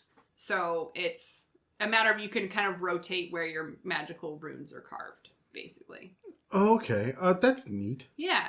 So after a long rest, it's kind of like a wizard's spell book or like a cleric's or whatever. You basically can rotate what items on you have what runes, shall we say, after a long rest. But you can only have as many as your level allows. If you carve a rune onto your armor, do you have to like scratch it out if you want to put a different one on there? In my mind, it just disappears. Oh, so it's like magical. Okay. That's how I feel about it, because it doesn't really describe it specifically too much about whether it disappears or what have you, but you can only have a number of items with runic magic imbued at one time. Okay. If that makes sense. Yeah, but like if you want to take your sword and then put a different rune on it, or does this sword have this rune? I need a different sword to put a different rune on it. I don't know. I feel like in my mind, if I was to do this and took a sword, I would put every rune I know on it, and then I would activate whatever rune I want after a long rest. I liked it. So it's just the same 6 runes over and over and over again. But you're like, this is the one I want to Yeah. It's glowing yellow. That means storm giant. Yeah, absolutely. Yeah. So, and that brings me into it's a good segue into the fact that the runes that are available to you, that you will find a theme. I won't go into detail about each one, but I'll kind of go through the names of them. You have your cloud rune, your fire rune, your frost rune, your stone rune, your hill rune, and your storm rune. Those are named after hags. Shut up, they're named after giants. You fucking know it. Okay. Les Géants. I don't know if that's accurate. I don't speak Elvish. Yeah, but each one does give different benefits to different character traits. So some of them can give bonus to charisma, some can give bonuses to other attributes that you have, plus develop different abilities and attacks. So you would want to be strategic about what kind of items you utilize these runes with. And at the highest level, you can know 5 runes. So 5 of the 6. You can never get all 6. You can never get all 6. Oh. You can only learn 5. That's tough for me. Yeah. I'm just going, I'm looking at them right now. It's weird to me. Hill giants are the lowest, dumbest, most ridiculous. I saw that. But and yet they have one of the highest requirements. Yeah. Right? They're one of the highest level requirements. It's interesting. Yeah. So, but I think it speaks to the abilities that you can get from them. And I should mention that you can actually carve them into not just weapons, but also your armor, your jewelry, anything that you can hold with your hand, you can put a rune on, basically. Yeah, okay. Is that the rule, that to hold it with your hand? You have to be able to hold it with your hand. I mean, I can hold a battleship and, you know what I'm saying? I mean, sure, why not? Sure. I'm gonna touch this battleship and carve a rune. Holding this galleon. Whoa, actually, no. I think the idea is hold it, not touch it, right? So, like you couldn't actually imbue... Hold a boat. Yeah. Yeah, or a carriage or something. Mm-hmm. Do any of them give you a bonus to strength? So you could... Or if you're like a furbolg, because they're kind of giant based, you get that extra lift and carry thing. Suddenly you can lift a carriage, and bang, That's the next one. Oh yeah, exactly. Exactly that. If I could successfully deadlift this carriage, does that mean I can now put a rune on it? Yeah, a furbolg or a Goliath with 20 into strength really complements this subclass well, right? Mm-hmm. Weirdly enough, none of them give you additions to strength. Well, fuck this. Yeah. Well, then what are we playing? So you're here? basically adding, like, some of them do dexterity, some do wisdom, some do charisma. All you need is a potion of hill giant strength, though, Yeah. and then poof, there you go. 100%. Right? Absolutely. You know, you 100%. can find those laying around anywhere, right? 100%. So this is stupid. How fucking... Anyways, Could you just stay positive? Otherwise, at 3rd level, you also get Giant Might, which is basically you learn the Might of Giants. So as a bonus action, you can actually magically gain the benefits of a bunch of things, such as if you are a smaller character, you can become larger. You become large. oh, Yeah. oh, so Oh, permanently? if you're smaller than large, you become large. Yeah, for 1 minute. Okay. So if you're smaller than large, you can become large. For 1 minute. This does give you advantage on strength checks and strength saving throws. And then once on each of your turns, one of your attacks with weapon or unarmed strike, can deal an extra 1d6 of damage. Okay. So basically, you are a giant. Okay. All right. I like that. Yeah, but you can only use it as a number of times equal to your proficiency bonus. So it's kind of like your couple of times per. That's okay. Yeah. But the thing is, it's for 1 minute, so that's That's all- combat. That's a combat. that's a right. combat. That's all it takes. You don't have to use it that many times. Oh, Terry. No, Terry. Okay, so hold on. Put this multi-class this with a monk then. Yeah. Right, with the unarmed strikes for that additional d6, right? Because it'll stack on top of whatever it is they're doing. So high-level monk dips into 3 levels of Rune Knight, Yeah. and that's pretty good. And a lot of Yeah. times you are playing smaller characters that will suddenly become large. Yeah. If you were to like be playing a monk, right? But yeah. At 7th level, you get Runic Shield, which is basically your protecting capability for your allies. So when another creature you can see within the 60 feet of you is hit with an attack roll, you can use a reaction to force the attacker to re-roll their d20, and then they have to use that roll. This is like lucky. Exactly. Yeah. Right? Yeah, okay. Yeah. Sure, okay. I it's- don't hate it. Don't hate it, but again, if we're thinking fighters, you're getting feats as we're doing this, so it's okay at 7th level. But it's the same thing. You can only use it equal to your proficiency bonus, and then you get that back after a long rest. Long rests are big for Rune Knights. Yes, right? absolutely. Yeah. You need to be able to sleep. Fair. 100%. As a Rune Knight, you need Oh, to take players a are nap. trying to sleep every 20 minutes in a cupboard anyway. That's So it's true. fine. Can we all squeeze in this pantry here for 8 hours? No. All right. Well, at 10th level, you get Great Stature. So basically, the runes will actually permanently alter your physical being, and you roll 3d4, and you grow a number of inches equal to that height. So you are taller. Even if you just get out of the pool? Yeah. Do they know- Even when it's cold. Do they know about Yeah. shrinkage? Yeah. Like, does this apply to frosted giants? Like, is Only that... frost giants. Yeah. Oh, right after exercise is a big deal as well, because the blood goes to the important areas. This has come up more than once for me in my house. Oh I my bet it God. has. Where I've been, I get back from a run or something. I'm just gonna pop in the shower. Okay, I'm just gonna come in and talk to you about something. Whoa! 20 minutes of air guitar, and then we'll talk. Go on. Wow. Air guitar in the shower?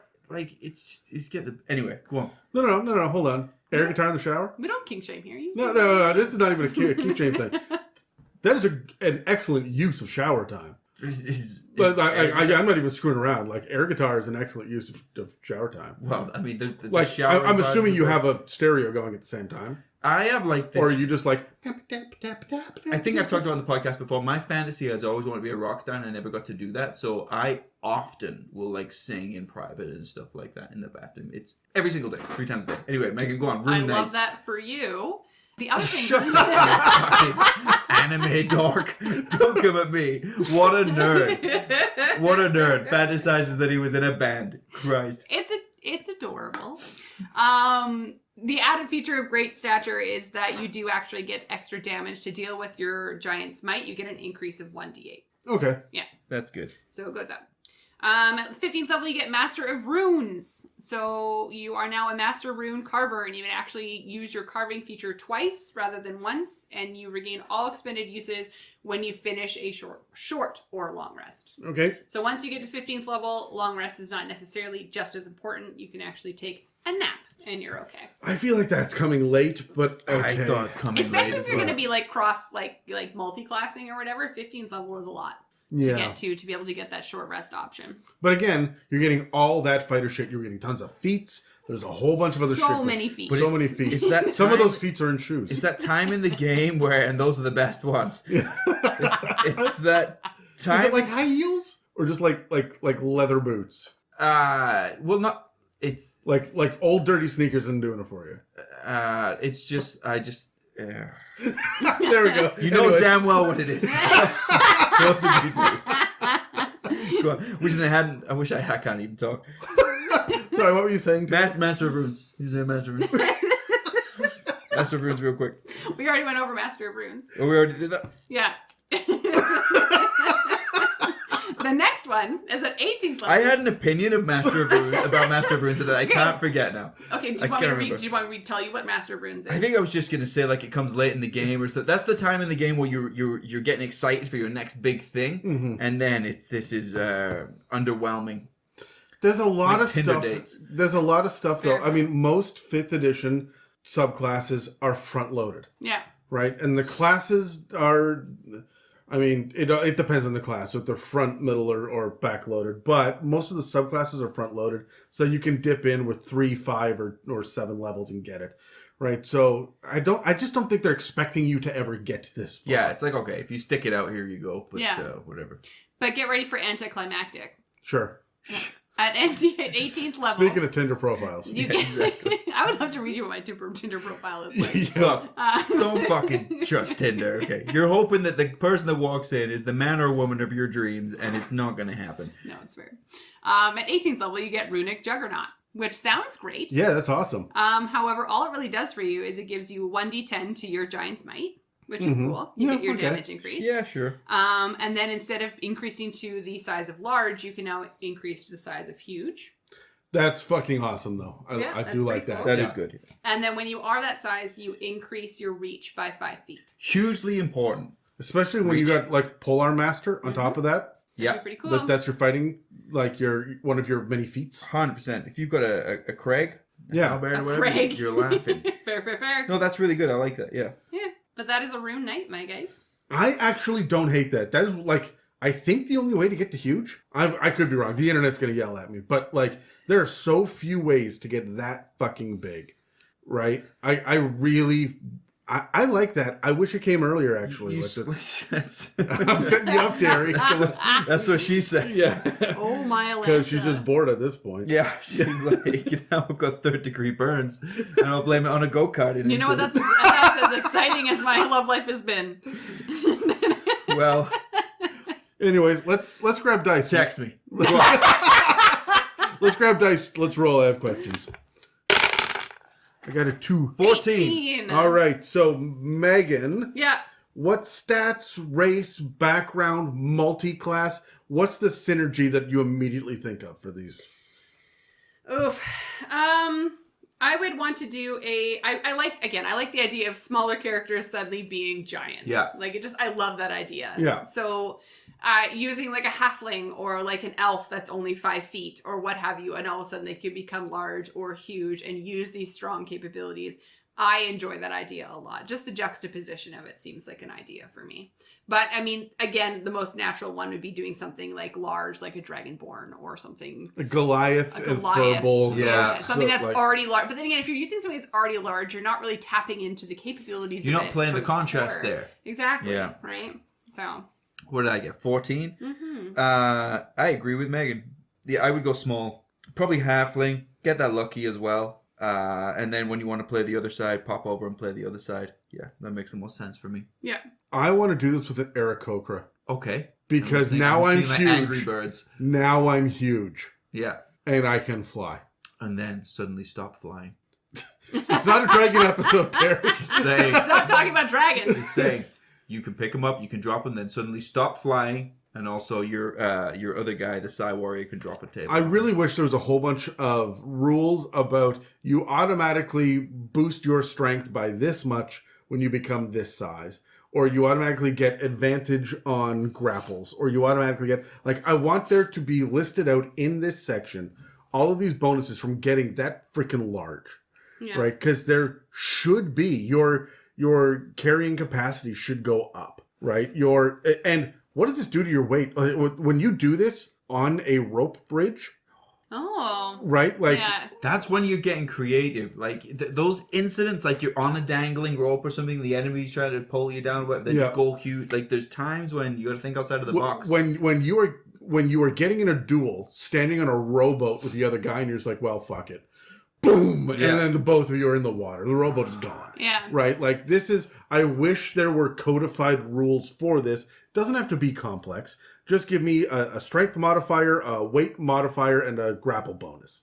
Right? That's a shove as well, I guess, because we talked about it earlier. Yeet. Yeah. I love it. Yes, the Absolutely. yeet. Megan, in your opinion, what are the strengths I'm out of of the breath. class? And when it comes to role-playing, like, what do you lean into? I would say leaning into the ability to adjust the size of your character. That's the big takeaway on It's this, the right? big especially because it leans into the giant aspect of it. However, if I was to play one of these types of characters, I would then research giants and understand maybe like where I learned it, what giant family did I learn this from, what is the reason as to why I decided to go through this route, because I feel like giants have a very, very long winded history that like I feel like you really need to hone into why it is that you understand giant and where that comes from.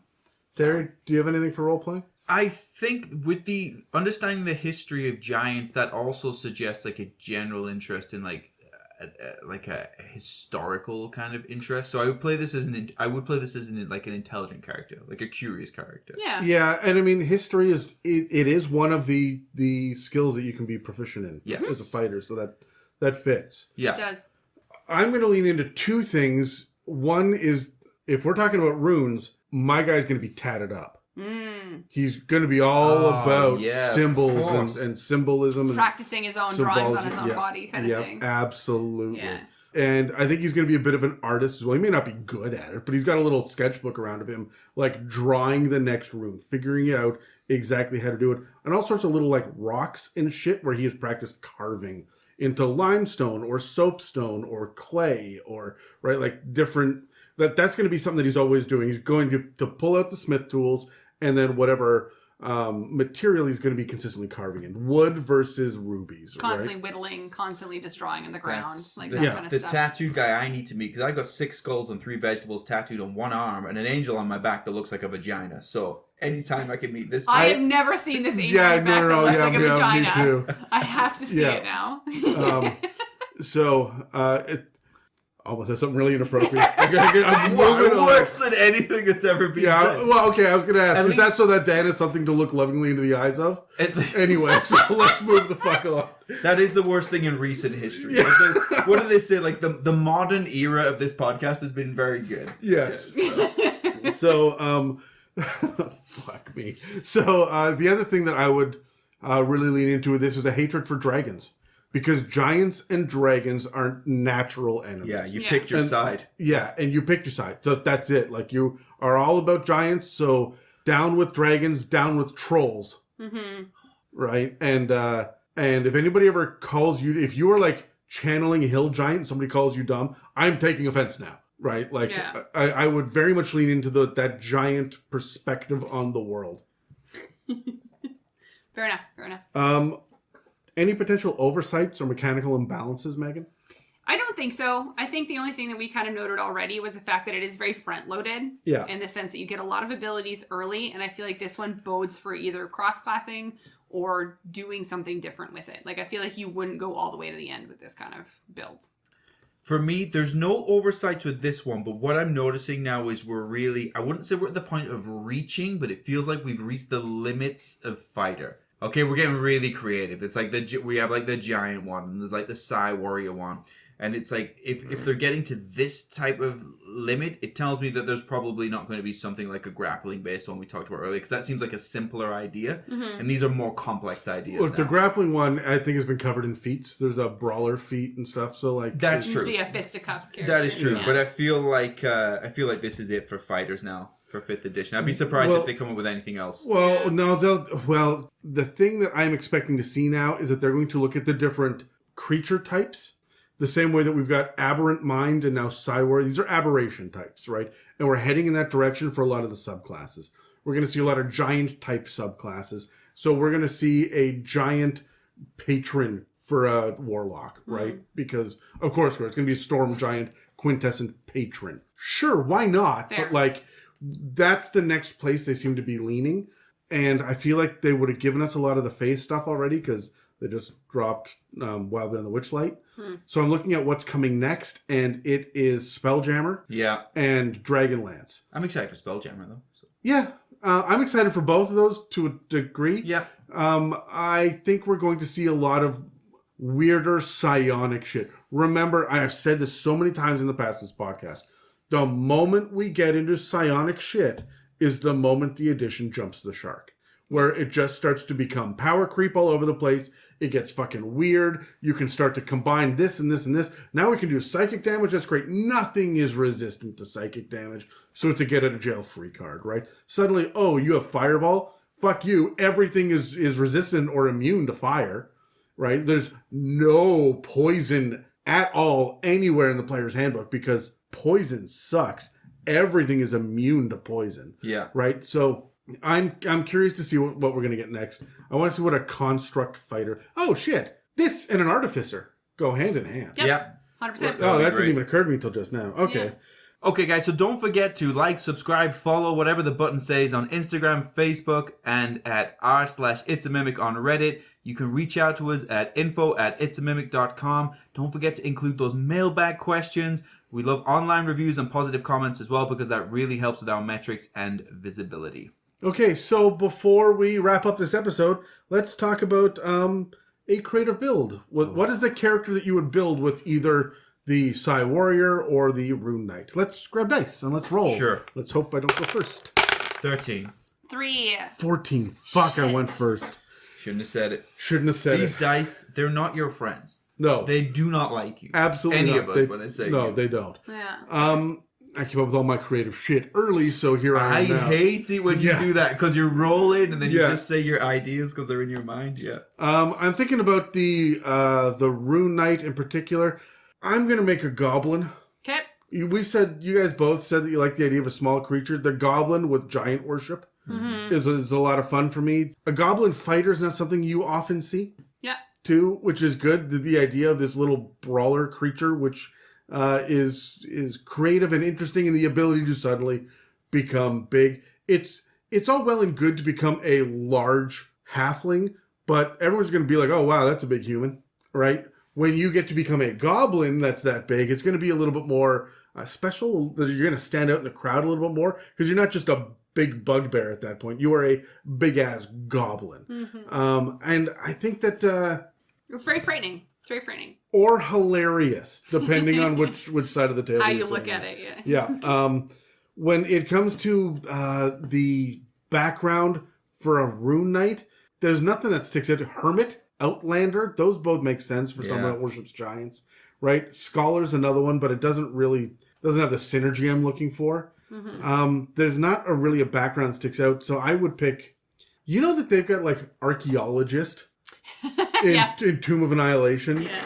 Right, that's one. And I'm thinking if you're looking at runes and stuff, I'm thinking about who studies hieroglyphs. Yeah, and the other languages or X, Y, Z. Yeah, right. So maybe an archaeologist background from Tomb of Annihilation for a goblin. Oh, you could have a great backstory Yeah. there, though, right? With, like, how it came about with, like, digging into whatever. Yeah. Yeah. Right, or an anthropologist, I think, is the other one that's in there, which, I mean, like, I just think that's fun and neat and interesting of a goblin that just went digging and found runes and went, oh, wait a minute, what? This is pretty cool. This is neat. I'm gonna use these. Yeah, and started, like, drawing it with his filth, because that's what goblins do. Yeah. And then just getting more inspired and getting better at it until finally they are now a Rune Knight. Yeah.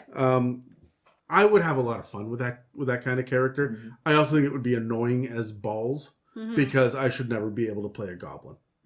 Fair. No, I agree. 100%. Yeah, I will steal every scene or try to. Yeah. It would just be me and Dan in a pissing contest every single session. And I would hate it. Yes, you. I absolutely would hate it. Yeah. Who is next? Oh, Terry, you. That's me. I'll stick with my subclass for the day, which was Psi Warrior, and I've used this race before, but I'm going to do it again. I've got to go Protector ASMR, where you get the fly anyway, because a flying ASMR that can fly further just as a bonus action or as their action or whatever it was, that can also do telekinetic shit from the sky now, it's a bit min-maxy, but it's a fucking DM's nightmare. If I showed It up to your absolutely table is, yeah. as a flying ASMR, telekinetic, force shield Psi Warrior, you'd Sending be like, down these mental mind bombs. you'd just Yeah. be like, just fuck off. Just Well, get away from and me. the other thing too is you can fly 30 feet, right? So you can just fly up to the next, to that ledge, and then you just bring your friend with you. Yeah. Right? Because it's a willing creature. It does become, it's like a video game at that point, right? It Yeah. feels like a video game, platform game, but it would be great. Background, I didn't even think too much about because it was so heavy already. Like, I would probably do I like folk hero, especially for these really crazy type characters, because I would maybe play them as a little bit of a mystery. I wouldn't be, not edgelordy, but more like hidden until it's like time, you know? Fair enough. Very cute. Thanks, man. I see what you did there. Like, you disguised that as a compliment, but you know fine well that I'd rather that you just went, that is so manly. Like, that's what I want to hear. Terry, you're definitely not a coward. Like, you're... You know I can't say that. I would go with so I know I said that I would enjoy playing one of these giants Rune Knights as a smaller character to take advantage of the size differentiation.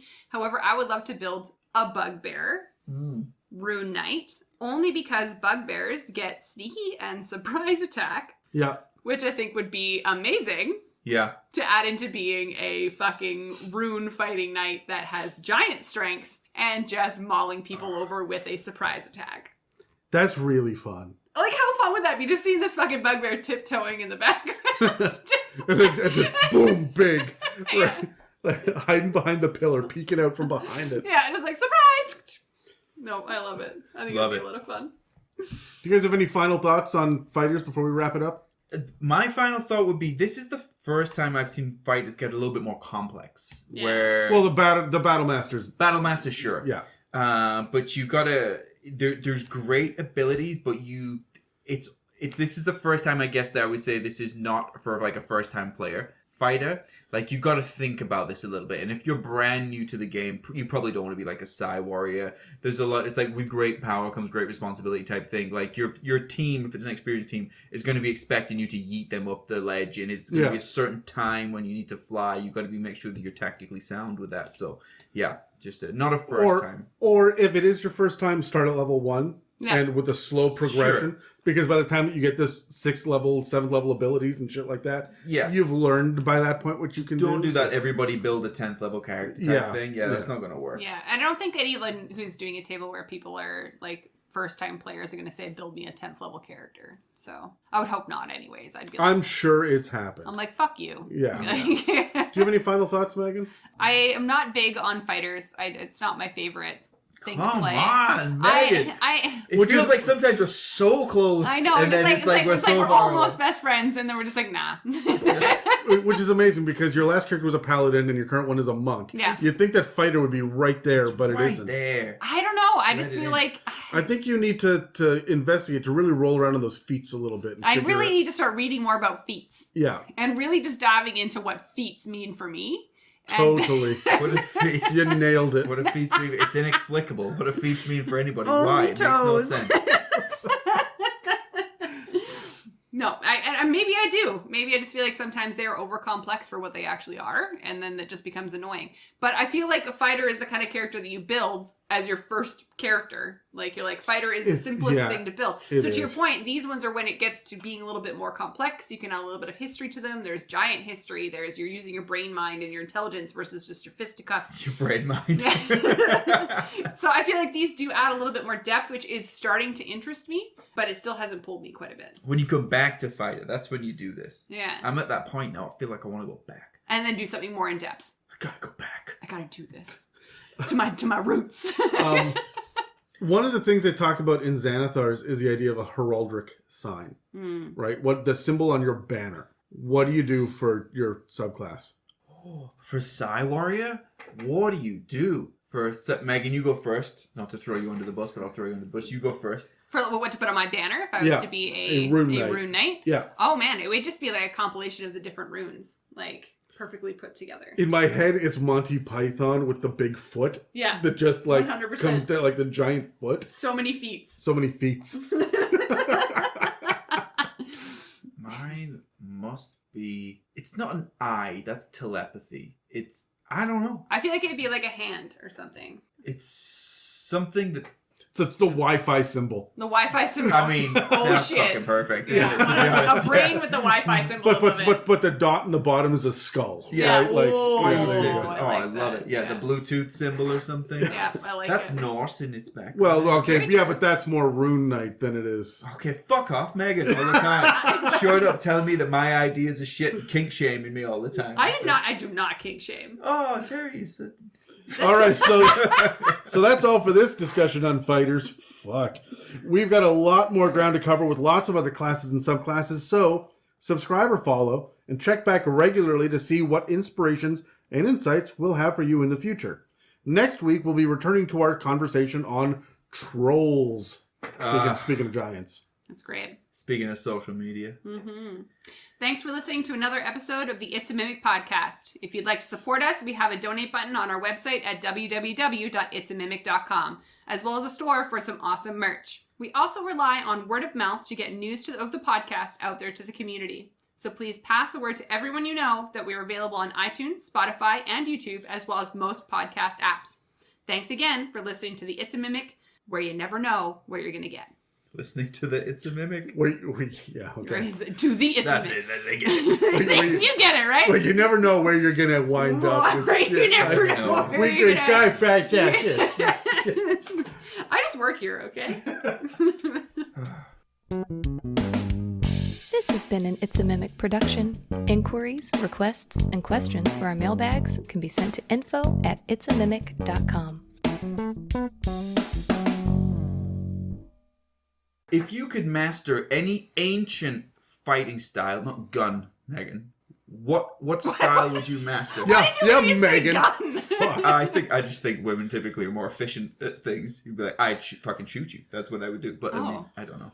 Sorry, what was the question? I was so If you could focused. master any, I'll do the same hand actions. Any ancient fighting style, which one would you master? I don't know. I just like martial arts in general. I Suppose karate. for Yeah, just if I could be better at karate, that would be great. Yeah. Yeah. Does gunpowder count? Like, can I blow shit up? Just the powder. Just the powder. Yeah. Like, can I be proficient with barrels of boom? I like to be proficient in making dynamite. Sure. Does that work? Because I would totally just blow shit up all the time. Like, I would set up little traps all around my house and then dare people to come at me. Right.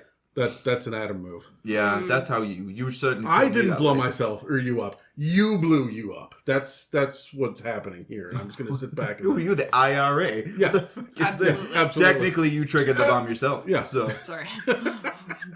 Megan's answer was chemical warfare. Yeah. yeah, I would, absolutely, 100%. I would maybe just do sword and shield, but like gladiator style, short sword. I think I would enjoy that. Yeah. Short shield too. The short shield as well. Yeah. And just that tiny little shield that Short covers shield, only the short. forearm, and that's about it. You're like, Yeah. what's the goddamn It's point? important. What's the- Your forearm is important. You know, I want to be that badass motherfucker that's proficient with the trident and net. Like, what is that shit about? How did you? Oh my god, a whip. I know that you like Whoa, whips whoa, whoa, in D&D, whoa, but like whoa, that whoa, would be whoa, dope. whoa, I like whoa, whips whoa. in all areas of my life. And We're the gonna second- kink shame. If I walk into a room and there's a whip there, I don't care what's happening with it. I'll probably like it. I have to touch it. Yeah. That's gonna be our new soundbite for Megan. I have to touch I it. have to touch it. Oh my Yeah. goodness. Smell the leather. Okay, I'm gonna need a drink for this before you do that, though. Does anybody need a beverage? I could use another one. Yeah. What have we got? Is there anything weak in there? This beer was 7%. I didn't realize. There's This is 4%. Oh, I won't take your beer. It's lavender. Do you want lavender? Well, do you mind if I try one? Absolutely. Do you want to try? Sure. Thank you. Go for it.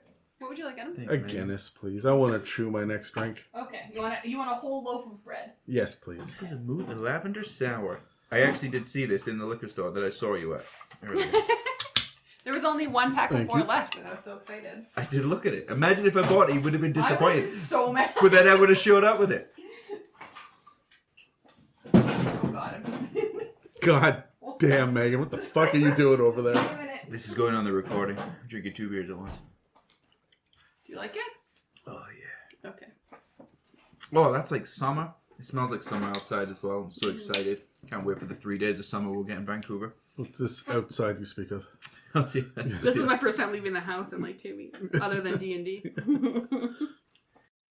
Thanks for listening. Bye.